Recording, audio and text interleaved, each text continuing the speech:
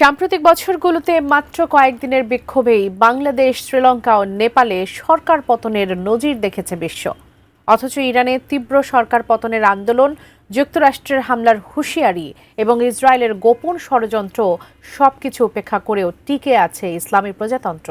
কিন্তু দেশি বিদেশি প্রবল চাপের মধ্যেও কিভাবে সচিত্তে দাঁড়িয়ে আছে আয়াতুল্লাহ আলী খামেনির সরকার, বিস্তারিত জানাচ্ছেন আরিফ হাসান।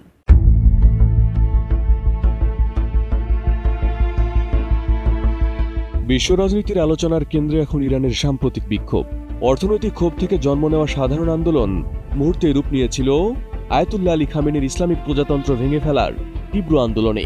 আন্দোলন ঠেকাতে কঠোর পদক্ষেপ নেয় খামেনির সরকার। সর্বশেষ তথ্য অনুযায়ী মাত্র কয়েকদিনের এই আন্দোলনে ৩,০০০-এরও বেশি প্রাণহানির ঘটনা ঘটেছে। এদিকে আন্দোলন উস্কে দিতে প্রকাশ্যে এবং নীরবে কাজ করে গেছে বিদেশি শক্তি। এমনকি চলমান এই বিক্ষোভের মাঝে ইরানে হামলার সুযোগ খুঁজেছিল ইসরায়েল ও যুক্তরাষ্ট্র। এক কথায় দেশে তীব্র সরকার পতনের বিক্ষোভ এবং বাইরে থেকে হামলার হুঁশিয়ারি, দুই চাপে কঠিন অবস্থা পার করেছে তেহরান। কিন্তু তবুও হেলে পড়েনি খামেনির ইসলামিক প্রজাতন্ত্র। দেশি বিদেশি চাপেও সচিত্তে দাঁড়িয়ে আছেন আয়াতুল্লাহ আলী খামেনি। কিন্তু প্রশ্ন হলো, যুক্তরাষ্ট্রের হামলার হুঁশিয়ারি, ইসরায়েলের গোপন ষড়যন্ত্র এবং দেশের অভ্যন্তরে তীব্র বিক্ষোভের মাঝেও কিভাবে টিকে আছে খামেনির সরকার?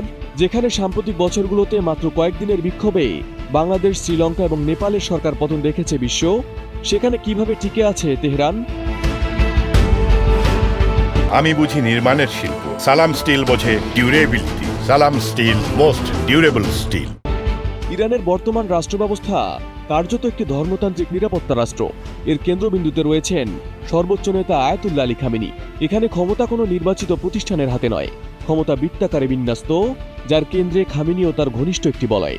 রাজনৈতিক টিকে থাকা নির্ভর করে কতটা সর্বোচ্চ নেতার কাছাকাছি থাকা যায়। সংবিধান, পার্লামেন্ট বা প্রেসিডেন্সির ওপর নয়।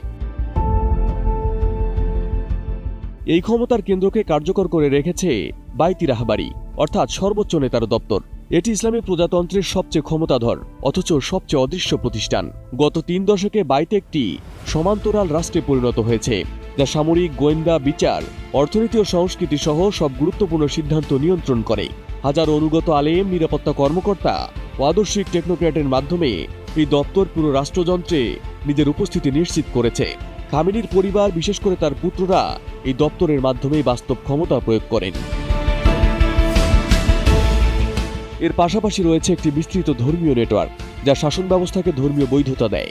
খামেনিকে শুধু রাজনৈতিক নেতা নয়, গায়েবী ইমামের প্রতিনিধি হিসেবে উপস্থাপন করা হয়।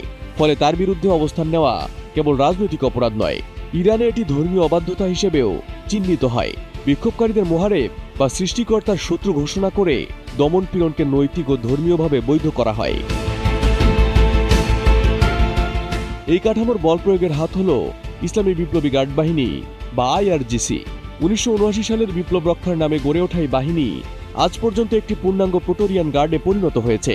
বাসিজ মিলিশিয়া থেকে শুরু করে গোয়েন্দা, অর্থনৈতিক নেটওয়ার্ক, সমাজের প্রতিটি স্তরে IRGCর উপস্থিতি রয়েছে। তাদের রাজনৈতিক ও আর্থিক স্বার্থ সরাসরি খামেনি ও বাইতের সঙ্গে যুক্ত। ফলে শাসন ব্যবস্থার পতন মানে তাদের অস্তিত্বের অবসান। এই ৩ স্তর, অর্থাৎ খামেনি, বাইতি রাহবারি এবং IRGC ও ধর্মীয় নেটওয়ার্ক, একসঙ্গে এমন একটি শক্ত কাঠামো তৈরি করেছে যা জনপ্রিয় অসন্তোষকে শাসন ব্যবস্থার ভাঙনে রূপ নিতে দেয় না। প্রশাসন ও সরকার দৈনন্দিন কাজ চালিয়ে সমাজের ক্ষোভ কিছুটা শোষণ করে নেয়, কিন্তু প্রকৃত ক্ষমতা থাকে সুরক্ষিত কেন্দ্রে। এ কারণে ইসলামিক প্রজাতন্ত্র জনসমর্থনের কারণে নয়, বরং পরিকল্পিতভাবে নির্মিত একটি দমন ও নিয়ন্ত্রণের স্থাপত্যের কারণে টিকে আছে।